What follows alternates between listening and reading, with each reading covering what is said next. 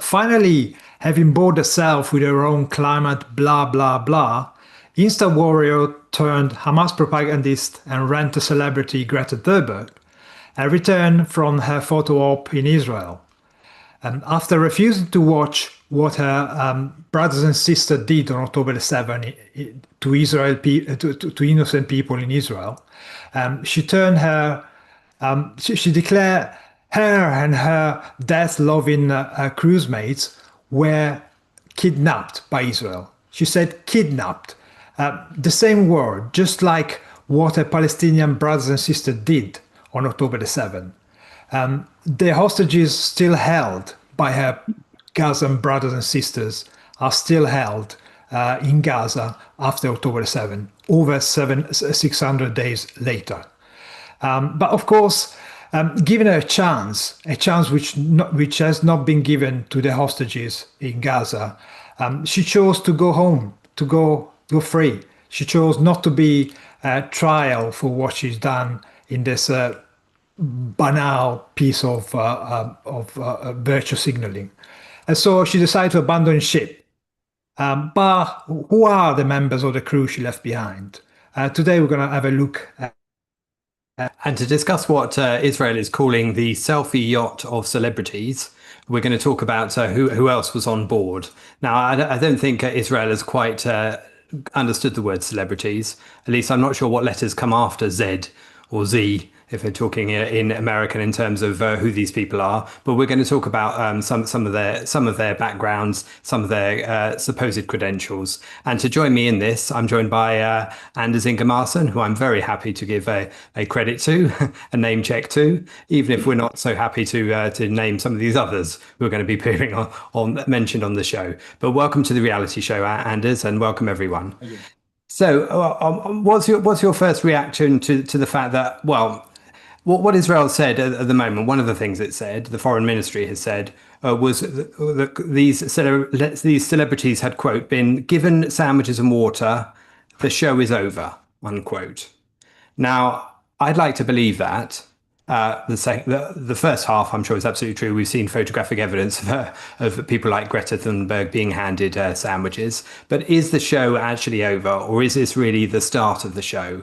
Because as far as I can see, this is the very beginning of the PR propaganda part of it, which is just kicking off now, which we're seeing in a lot of the coverage of this event, whilst some of those who were on board have chosen to be deported immediately, and some are remaining in Israel to go through the tribunal system and then be deported, each choosing their own path to victimhood. What are your thoughts to that, Anders? Well, I think the Israelis have shown a reasonable sense of contempt for this. I think the selfie analogy is pretty good, actually, and because this is a publicity stunt, that is what it is. This whole freedom flotilla of one ship, as I understand it, or one yacht. Is that what they're traveling, supplied by someone that has too much money? Of course, it's despicable, the whole spectacle, as we have discussed many times here. Greta Thunberg is, as probably everyone knows by now, she started out as an environmental child activist, probably 10 years ago or something now. And in the beginning, I gave her the benefit of the doubt in the sense that she was so young. And I actually wrote an article at the time claiming that she should sue her parents for child abuse, who have indoctrinated her into these environmentalist ideas at the time. Because, I mean, she got a lot of attention, much more than what she deserved. And for anybody with a rational view of the world, you couldn't take her seriously. But yes, it was kind of a tragic case, as I saw at the time. Now, she has obviously graduated past that stage and has got progressively worse. And why she has switched over from environmentalism to supporting the Palestinian cause and Hamas and everything that is bad here. I don't know for sure, but her age of innocence is past, and she should rightfully be condemned for her actions now, because they're totally anti-Western civilization, absolutely anti-Israel, and for her to support Hamas, that is putting in Dante's seven level of hell forever, I think. So. Yeah, yeah, too right. Yeah, the actual crew was made up of 12 people. Greta plus 11 people, six of which are French for some reason. France seems to be the epicenter of anti-Semitism. But of course, you had also a Spanish guy, a Dutch guy, probably still fired up by the events of the night of the Maccabi attack, and a couple of Turks, one of which has got a German double citizenship. Bizarre, but one actually of the French people, Rima Hassan, is an MEP, a member of the European Parliament, which in itself the job is just a clownish job, because the European Parliament hasn't got any democratic mandate or democratic power as such. But in terms of propaganda, they punch quite a bit of weight. They are seen as, for good or bad, people with influence, political influence, and of course they are plugged into the European machine, which is the big socialist collectivist piece of. Well, let's not talk about it. Um, So I can give you a bit of background on Rima, because she's probably the second most famous person, if you want to put that epithet, of the list after Greta. Certainly not with facial recognition, even to us Europeans. I doubt any of us could have picked her out in a lineup were we asked to, even if we could do the same for Greta. So she was born in Syria. She's 32, and she's a former lawyer who moved to France at the age of 9 and was naturalized in 2010. And it's not her first time that she's been refused entry to Israel. The last time she came by plane. And was turned around at Ben Gurion Airport, along with another part of another delegation of European Parliament people who were trying to raise havoc, really, to be honest. And I think some of the stuff she said in the past has been, to say the least, obfuscating and blurring the lines between decorum, quite honestly. And certainly she's talked about how defending Hamas in many ways by talking about how all decolonial movements like Mandela's move into armed struggle at some point, and words to that effect. And has also said quite a few things about Israel, as you would expect, in terms of Israel being the enemy and not Hamas being the enemy. That's certainly the gist of what she's prepared to say. Have you encountered Rima at any point prior to this, or Anders, or is this really the first time you've come across her? And what should we make of people like MEP? An MEP like this, a member of the European Parliament, joining this kind of celebrity flotilla to raise this sort of profile in this manner? Yeah, no, this is the first time I come across her name, and I don't think I missed much. But what do we make of it? Uh, I'm not sure what to make of it. I mean, she's obviously from the Middle East, naturalized French citizen. And then I would put her in the same camp as here in the US. We have the Muslim representatives of Ilhan Omar and Rashida Tlaib and some others. So I think, yeah, grouping her with them for our American listeners is probably a pretty good comparison, I would say. I don't know if you probably know more about her than we do on this side of the pond. Yes, unfortunately, what we know about her is she's a nasty piece of work. She's one of the people who effectively gave credence to the thinking that the Biba's children and mother were killed by an IDF strike, which wasn't the case. They were killed by Hamas in captivity. And then she also said that Hamas has got a legitimate cause for using violence because they are resisting. So, it's the kind of person that uses these equivocations to try and excuse the terrorism that Hamas has been indulging with, and trying to further the cause of the Palestinian, the political party, the Palestinians. Never such an entity existed. But she's one of the people who's quite a big cog in the propaganda machine. And she's also, of course, she's a member of a leftist party. She's a member of La France Insoumise, which is France Unbowed, or the left-wing party in France that's run by Jean-Luc Mélenchon, the firebrand left-wing MP. So, it's no surprise, is it, that this really is a flotilla of lefties, and she is just the member of parliament representative branch of the same thing, even though we've got an awful lot of activists on board this particular ship. So, I mean, it's no surprise also, out of those that you quoted in the US, Anders, I mean, they're all left-wing MPs, aren't they? They're all Democrats, and they're all Democrats up the far left end of the Democrat Party. What is it that makes this particular tendency to always be the case? Well, I think it is I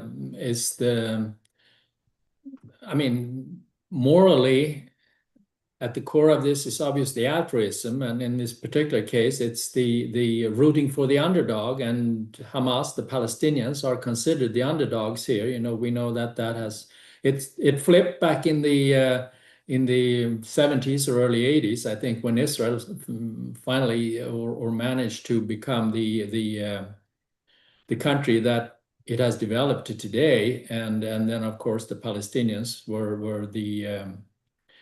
were suddenly the underdogs, and it's rooted in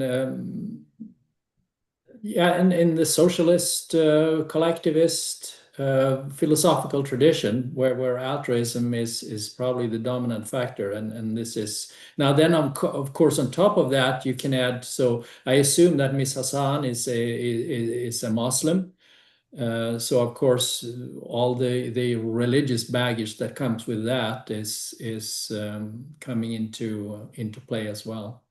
Mm.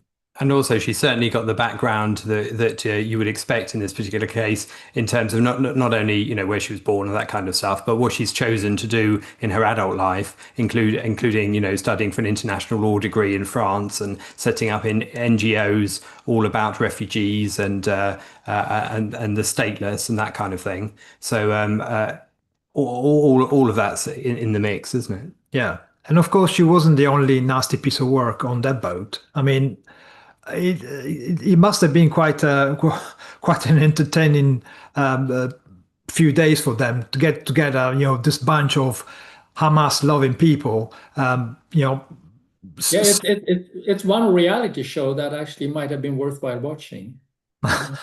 Not sure I would have the stomach for that. I would have quite liked to vote some of them off, though, vote some of them overboard. Yeah.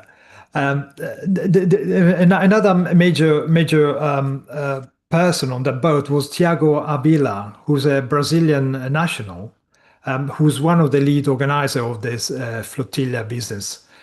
He actually used to claim that he knew Nasrallah, the former head of Hezbollah, personally. And in fact, it was filmed. There was a clip going around that shows him at the funeral of Nasrallah himself. Clearly, a Hamas sympathizer, at least.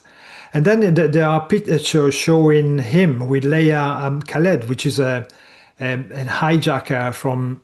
She hijacked a plane in 1969, and she then became a member of the PLO in the Popular Front Liberation of Palestine, the second largest political party after Fatah.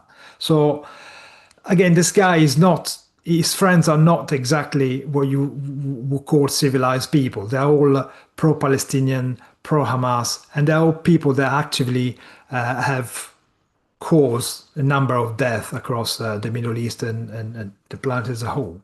And there's clips of him, isn't there, shouting "Death to America" and stuff, or at least being part of a group that is shouting that and raising his fist and that kind of thing. I mean, he's described as a socio-environmentalist as well, which I don't know whether that's a vocation or a job, but it's probably best represented by the poo emoji in either event. But what have your thoughts, Anders, on Thiago Avila and the fact that you have people who have clearly, well, if his word is to be taken, he met Nasrallah at the age of 19. So he's obviously been closely associated with the end of the spectrum, which is clearly the terrorist end, isn't it? We're talking about Hezbollah here.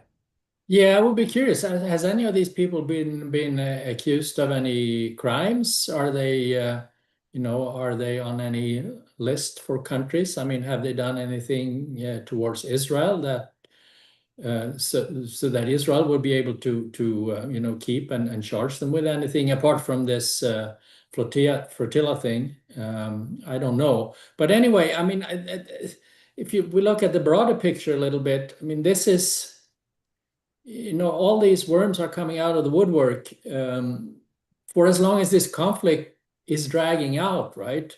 We talked about last week the fact that this is still going on is fueling the flames of all these individuals and groups who think that they must be thinking that there is still a chance for something to happen, that Israel will go down in flames and Hamas will retain power in Gaza or something like that.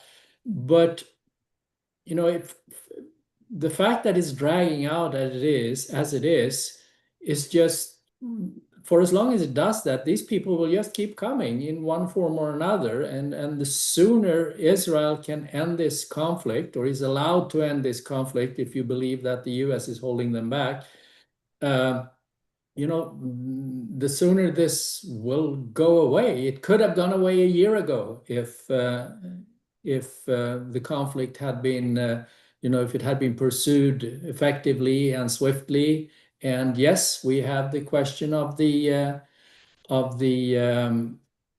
hostages, obviously, and that is something that is holding Israel back. We may or may not agree with that, but that is what it is. But for as long as this conflict will continue, these groups, Greta Thunbergs of the world, all over the place, and it's kind of interesting. Yeah, you said there were 6 French nationals, but the Brazilian, I mean, who would have thought? Why would a Brazilian take any interest in this? But I think there is a fairly large Muslim community in South America. We know that they have over the last few decades, I think they were responsible for some terrorist attacks in Argentina and other countries there. So they're and I think if it's Hamas or Hezbollah who are fairly deeply involved in the drug trade, which obviously involves South America. So these people are coming from all over the place, and they will continue coming. I don't know that they individually are a great threat to Israel, but obviously they can stoke opinion, and it would be interesting to see some polls about what people think about this Freedom Flotilla. I mean, we may think it's ridiculous and a stunt, a press stunt. I don't know if anybody has done that in Europe and here in the US, but I hope it won't have too much impact, or it may even backfire on them, for all that I know. But I guess we will see in the next few days or weeks. Yeah, I guess in terms of what other crimes or whatever these people may or may not have committed, I guess some of that may come out in the tribunals, or may at least be raised in the tribunals when it comes to deportation, for those that have chosen not to be deported immediately, so that we may get more facts on that. But I think lots of these people stay on one side of the line of agitating. Perhaps some of the reason that a Brazilian guy is involved is to do with this crossover that seems to be taking place between environmentalism and the Palestinian movement, where when people are truffling around for the next thing to be virtuous about, the climate is fading in terms of prominence for people, and it's not giving them the unearned prestige that they used to get from it. So they're shifting to today's cause du jour, which perhaps is what's taking place there. I mean, Yeah, I think that's a really good point, actually, because we know that environmentalism is losing popularity, and people are starting to realize that seeing the fraud that is behind it, and with energy policies and with nuclear taking hold more and more, they probably realize that they're slowly losing that battle. And as you say, what's the next cause? Because my person, I have to have a cause in order to identify, to find some self-worth, or my life would have been for nothing. Yeah, I don't know whether it's some form of discontent with the former cause of climate, because Greta already before October the 7th, I think she was embracing Marxism. She came out of the work, calling for equity, all this kind of crap that used to come from the Democrats. And the kind of anti-Semitism we see across the world is not. I don't think the fact that Brazilians involved is much a surprise, because anti-Semitism cross barriers. It seems to be embedded in the lefty ideology nowadays. If you have a leftist, there is this weird kind of unholy alliance between the left, the extreme left, the union power, all this kind of Trotskyists, Marxists, crazy lunatics, and some Islamic ideology. They are very much intertwined because they both want the collapse of capitalism. Capitalism, i.e., freedom, is a threat for this kind of people. So they are, at the moment, they are fighting together to destroy the system. But whatever the particular issue, whether it's climate, whether it's inequality, all this kind of stuff, I don't think they're bothered. In the end, they have two different agenda, and they will come to blows after they manage to diffuse Western civilization, if they manage. And if anything good has come out of the journey so far, at least the journey of people like Greta Thunberg, the journey through life, I would say, is that it's woken up a lot of those people who celebrated her within schools, all of the people who made her more prominent, who suddenly find that she is now the keffiyeh waving, wearing, and agitator that we see here, and that should make people extremely cautious about elevating these child stars of virtue, ahead of their time, for fear of what happens subsequently. I mean, I noticed that the Israelis took a photo of her on the plane that they were deported. As she's sitting in a plane seat, ready to be deported back to Sweden via France. And of course, Greta has notoriously been against flying up until now, but obviously, this has trumped that.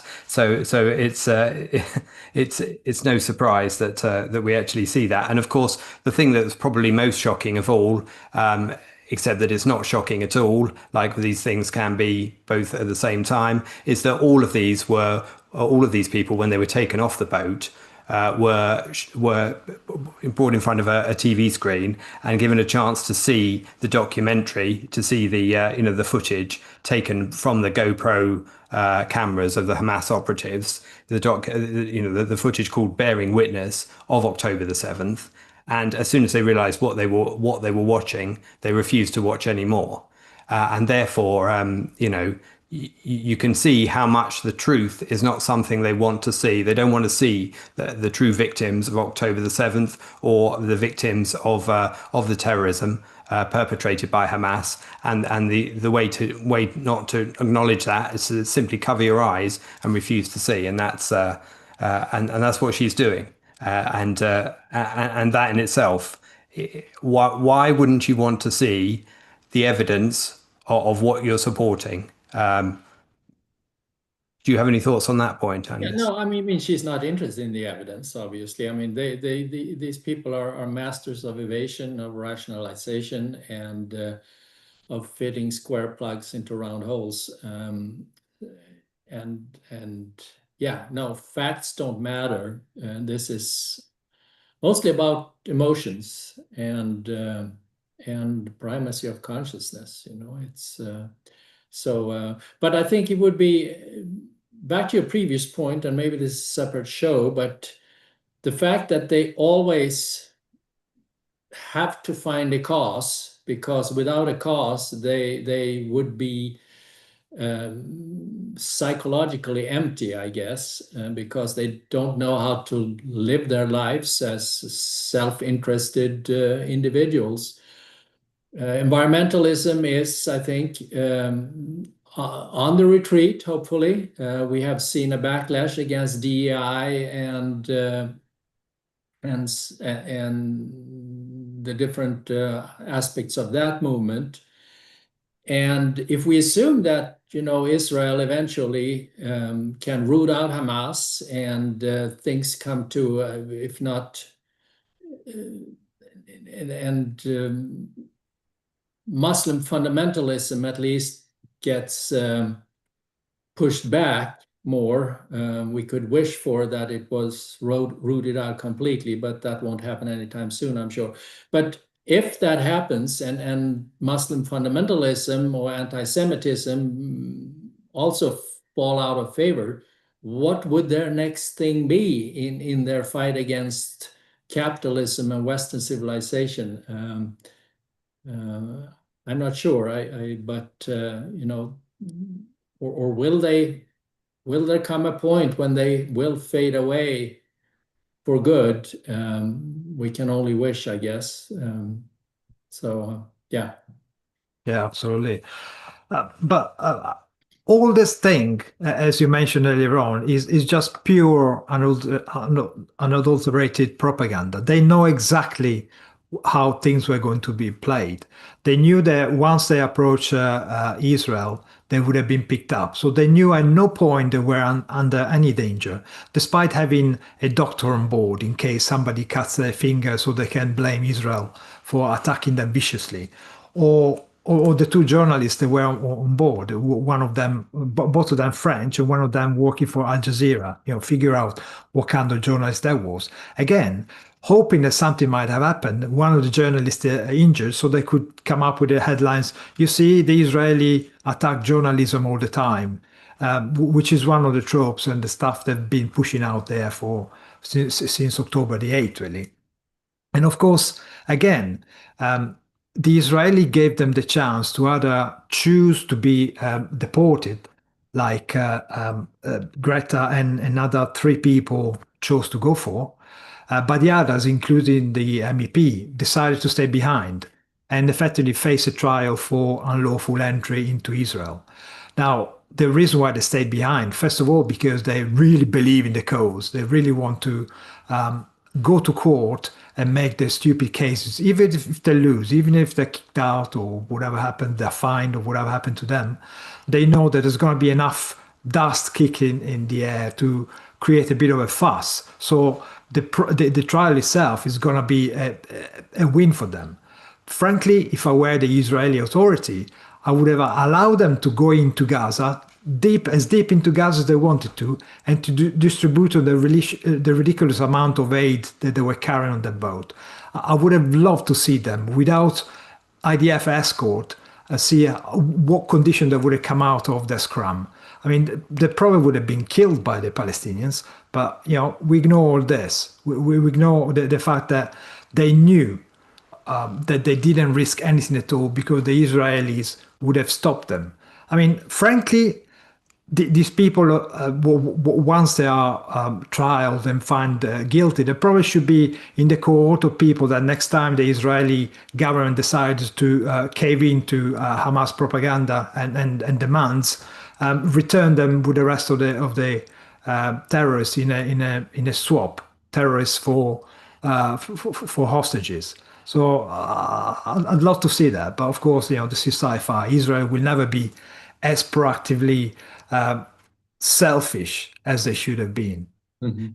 And I think some of the things that you've seen these people record in advance knowing full well that they were going to be stopped by the Israelis so that they could have all of their footage out in advance, is clearly part of evidence to the fact they were never under risk and they knew what would happen. Well, what some of them have said is quite ridiculous, frankly. I mean, one of them, one of the Turkish activists, who's now Turkish German, said that any attack on the, it said in their footage that they recorded prior to being stopped, that any attack on their aid boat would constitute another war crime. One of them said that because they were willing to take personal risk for humanitarian causes, any humanitarian cause, I think. But they said, if I die, if they kill me, let it be known I took no action. And they would need to have video evidence of me resisting for it to be proven that I resisted.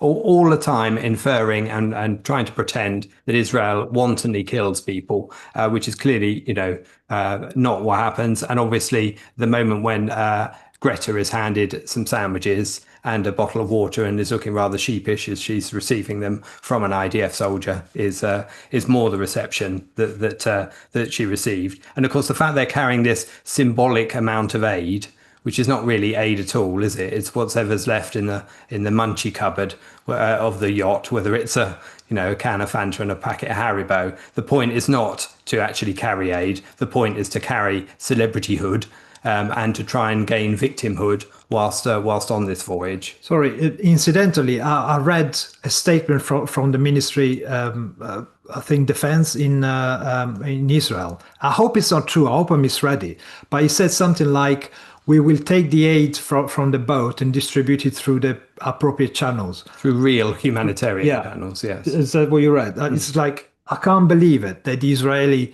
will actually acknowledge the stuff that these buffoons were carrying in the boat and effectively playing into the hand by providing the aid. Because it's effectively calling for more and more these virtue signaling tweets to turn up on the boat. And incidentally, a fact that is not advertised enough is that the boat was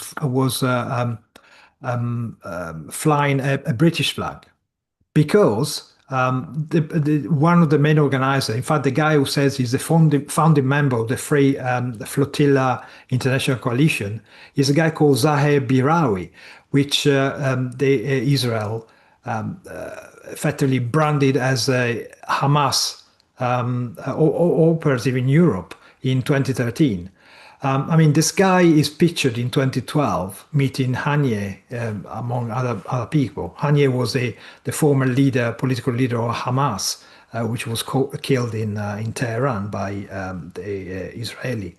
And this guy, Zahir Birawi, is also the chair of the Euro-PAL forum. Now, PAL is not it's not a word for friend; it's an abbreviation of Palestinian. So it's clearly a guy who's working underground in order to gather funds, support, and all sorts of other support, not only propagandistic, but probably also materialist for Hamas. A member of parliament here in Britain in October 2023 named him under parliamentary privilege within the House of Commons as a Hamas operative. To highlight the fact that he'd done such things as running an event in London in 2019 called Understanding Hamas and all those kind of things. And he, as Marco mentioned there, is behind a part of the setup of this flotilla. And of course, the fact that we have these people within cities like London is shocking, and yet not shocking at the same time, as I'm repeatedly keep saying. But I think one of the things that I found interesting about how Israel chose to treat the 12 here is it did separate them when it took them off the boat, and of course it made sure that they chose their own path in terms of whether they were deported immediately or, they weren't allowed to come to some collective committee agreement about how they would answer the questions when it actually came to sitting opposite Israeli officials. And of course, those 4 of them chose to be deported immediately, and the other 8, as it stands, obviously this is prone to change and might be prone to change over time, are still going for the tribunal route. But they've had to actually choose their own paths, make up their own minds, decide what their own consequences of their own actions should be, which is only fair, presumably. Anders, any thoughts? Yeah, I wonder if Greta has second thoughts on her decision when she realized that some of her compatriots were staying behind. It would be fun to know. So yeah, so one question I have though is how much publicity has this gotten in the UK and perhaps the rest of Europe? Because here in the US, in my estimate, it has been a fairly uh, it's definitely not first page news and has got fairly little attention. And it has in recent days been overshadowed by some immigration riots that we've seen in LA. And that's where people have been focusing their news on. So, but is that different in Europe? Is this big news in Well, the UK and on the continent? here in Britain, of course, we have the Hamas propaganda, the BBC, which doesn't miss a chance to make a point. But overall, I think it was seen as a flop because these guys probably expected some kind of violent event, some kind of, I don't know what they're expecting, but because they're so convinced the Israelis are the aggressors here, they were probably hoping for some, at least a bleeding nose or something so they could make more propaganda out of it. I noticed on the Euronews, which is very, very pro-Hamas as well, channel, they are, again, fairly subdued. I think they're disappointed by the fact that this thing has been resolved pretty dismally. Especially as Richard pointed out, the picture showing a sheepish Greta setting food humanitarian aid from the IDF. The same humanitarian aid that was denied to the students at the universities in the United States. Yeah, but Anders, the thing that really grates with me is the statement that Greta made about the kidnapping. I mean, to accuse the Israelis of kidnap at this point in time when you still have these hostages held in Gaza, I thought, I mean, perhaps it's just me being too sensitive, but I thought there was just the apotheosis of evil. I mean, somebody like her, she knows exactly what's been happening. That's why she chose not to see the footage, the unedited footage that Hamas took. So, how did you feel when you heard her saying such a stupid thing? Well, I tend to not pay too much attention to Greta. It's obviously an outrageous statement, but in my life, she's not important enough for me to get truly outraged about something like that. It's kind of expected. I think it's true to form. It's who she is these days, and that's obviously regrettable. Um, but yeah, so I it's despicable, but I didn't get terribly upset because she's not that important in my life. Yeah, I think that's we'd like her to be less important in ours, quite honestly, but it's not always possible. And I think that the BBC is one of those that has always promoted her at every opportunity and has raised her profile at every opportunity. Yeah, And I'm not watching BBC, so I'm blissfully spared you that. are. You are lucky, yes, absolutely. And when you look at the BBC website, which is the only place where we consume it, then there's only a handful of stories that qualify as top news in the BBC's eyes on any given day. And to be honest, you also have a section on the BBC which shows the top 10 most viewed sets of news, and they rarely include Gaza, the top 10, even though Gaza is constantly thrust as one of the main stories on the primary part of the page. So it's what's thrown down your throat all the time, but people aren't taking the interest in it, and that includes. That's a good sign, right? And I think, to be honest, it's not necessarily because they're on the right side of it. It's just fatigue with the entire set of propaganda and the set of images, and a new word for today's catastrophe, and a new word for why this is hell on earth, or what they've run out of hyperbole, quite honestly. And at that point, there is no story behind it. And then, as we've covered on this channel, things like the phony massacres, which are at aid points, which are covered as though they're bona fide facts right from the beginning, and the numbers are exacerbated and all that. People are tired of seeing those sort of things then wither down to nothing and be revealed in some cases for what they are. But often it's the fact that they're not covered again. They just move on to another story and another version of Hamas propaganda. And I think some of the things that the BBC I haven't seen them cover, have been things like the European hospital, for example, where the tunnelling that was underneath there, where of course Mohammed Sinwar was taken out, and of course there doesn't seem to have been the analysis as to why there was all this EU funding of a hospital on top of a Hamas operational centre, which was including the main guy left running it until recently, which is. Well, anyway, it's good to see him gone. Let's just put it that way. I think even Piers Morgan was commenting on what a pointless stunt this was. And I think, Daniel, we may have a clip of Piers Morgan to show in a moment, where he had on his show one of the other people who chose not to be on board the boat. Piers Morgan and Francesca Albanese could have both earned their places on board the boat. They would have qualified as genuine celebrities, albeit a sad indictment of our culture. But Piers did have some words with Francesca, so perhaps we can play that clip showing how that interview ended. Or at least he tried to have some words. Yeah.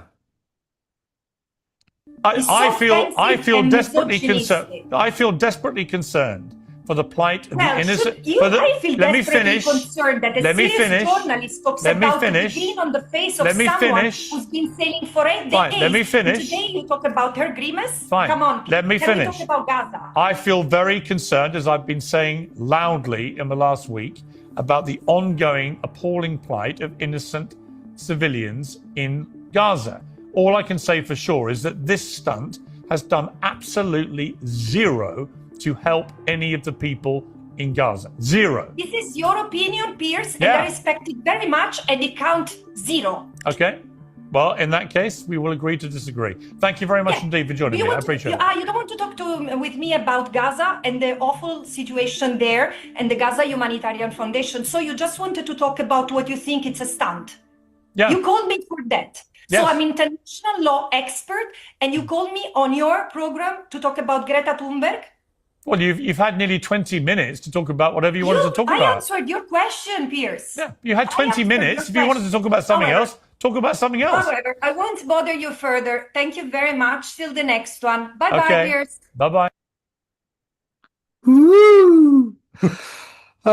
Anders, have you seen this one before? I mean, honestly. No, well, I watched it briefly before the show started. I'm not familiar with this woman. Who is she? I wish I didn't know. I really did. Sadly, we've covered her a number of times on the show. She is the UN rapporteur for the Palestinian occupied territories, or whatever it's called, isn't she?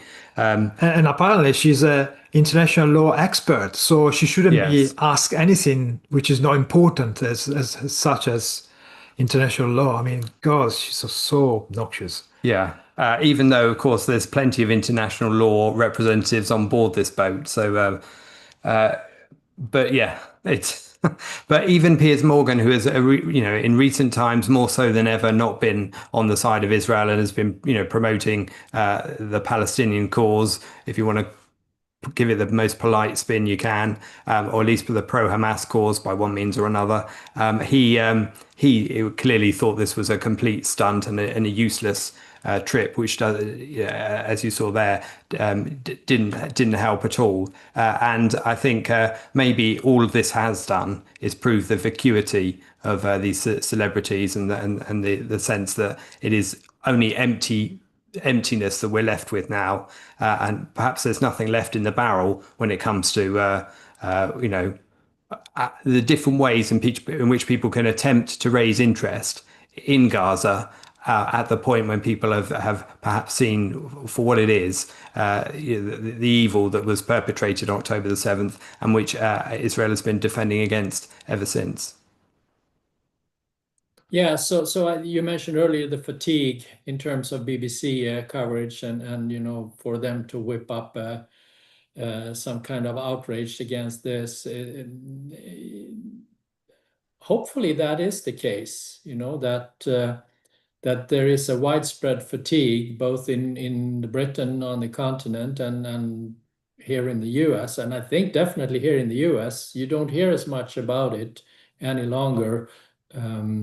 Maybe I'm overly optimistic, but it would be a good thing if it kind of disappeared from the front pages. It probably won't disappear, but a little bit less frequency.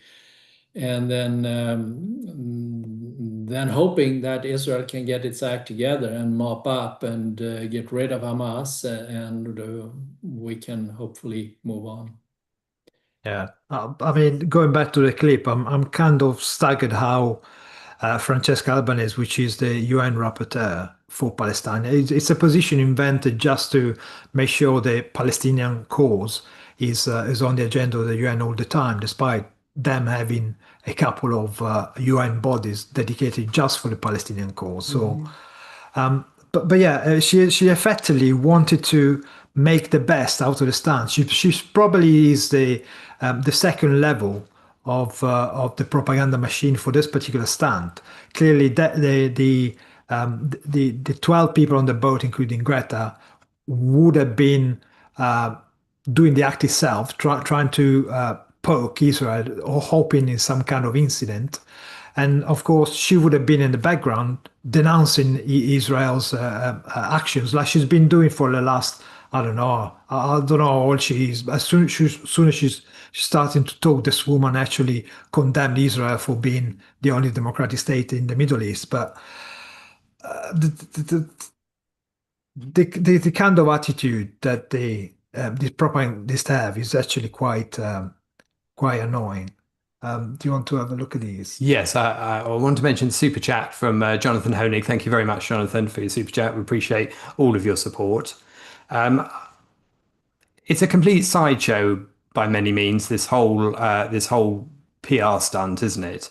And are we in an age of sideshows? Are we in an age where people just repeatedly miss the point, and where they are only interested in puff and the selfie yacht depiction of it is quite accurate, really, isn't it? Somebody wants to be seen near whatever's going on, in the same way that somebody takes a selfie of themselves near some catastrophe or other, and tries to say, look, I was there, it was nearly me. This is the attitude where victimhood is elevated to the desirable top virtue. Then people will seek to be victims, but they'll often seek to do it in a way which minimizes their own risk to their own health, but also constantly presses the point that being a victim is the hero status of today. I mean, don't you see this all over the place in terms of where our culture's at the moment, and how do we possibly begin to elevate the right kind of virtues to the top of the tree to really define what a hero is, since a hero evidently isn't a Greta Thunberg? Good question. Maybe we need some objectivist selfie celebrities to promote the right causes around the world. There aren't that many of them yet, but yeah, I really don't have a good answer for you. I think the fatigue is perhaps a good thing. Maybe they will turn their energy to more productive pursuits and do what they're good at, making movies and writing books and whatever. But yeah, as we talked about, I think there's also a pretty good chance that they move on to the next cause. And and because changing their views is not at the forefront for them. They are too much invested in these causes to do that. But hopefully the rest of us get a chance to stop paying too much attention to them, and people will tune out. Yeah. In this case, would be a good thing. Yeah, I think Greta and hero in the same phrase don't really fit together. I mean, to me, it looks like she just was paid to do the occasional show up, and then as soon as she could, she just took the plane and she went home to, she just decided to genocide the planet with another flight. God knows how many miles this woman has clocked up already. But she definitely doesn't believe in the cause, does she? She didn't want to stay behind with the other expendable 7 or 8, whatever is left, including the MEP. So she didn't really want to be spending time away from a galas to raise funds in Europe, did she? I mean, is that the kind of hero that the left is pushing forward? Because then, if that's the case, we really don't have anything to fear from them, do we? It's all self-made, self-inflicted pain that we're going through. But Anders, last thoughts, and where can people find more about you? People can find me on Substack, andersingemarson.substack.com, and my book, Think Right or Wrong, Not Left or Right, is available on Amazon, wherever you reside. Okay, thank you very much, Anders. And I should mention as well that the Daily Objective and the reality show are both going to be live on stage on July the 1st in Boston, USA. And you can find out more by visiting objectivism.co.uk.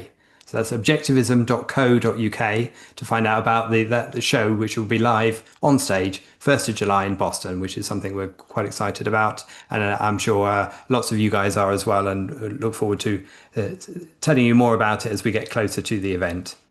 But thank you very much, Anders, for joining us. And thank you very much for our super chatters and to our audience. And the standard Daily Objective and reality show will be back again tomorrow. And of course, this evening, we've also got the Atlas Shrugged Book Club, which will be in an hour and a half or thereabouts for members only. So if you're reading through each chapter of Atlas Shrugged and you want to join, please do join us for that. So thank you very much, and we'll see you again soon.